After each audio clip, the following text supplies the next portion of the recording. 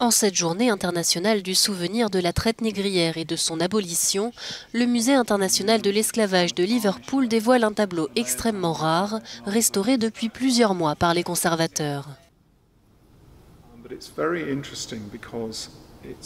C'est très intéressant car c'est une version peinte d'un emblème, un symbole du mouvement abolitionniste. C'est très rare. À notre connaissance, il n'existe plus que 2 tableaux à l'huile représentant cette image. Baptisé « Ne suis-je pas un homme et un frère ?» Cette image était devenue à la fin du XVIIIe siècle l'un des symboles de la lutte contre l'esclavage au Royaume-Uni. Le potier Joshua Wedgwood l'avait fait reproduire en 1787 sur de nombreux médaillons portés par les abolitionnistes de l'époque.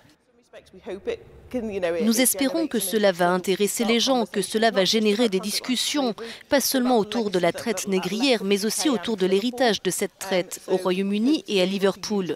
Nous voulons nous servir de cet anniversaire pour susciter de l'intérêt et des débats.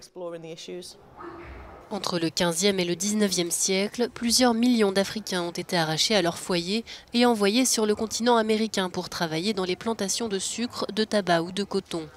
Au Royaume-Uni, la traite a été interdite en 1807, mais il a fallu plusieurs décennies pour que la pratique cesse complètement.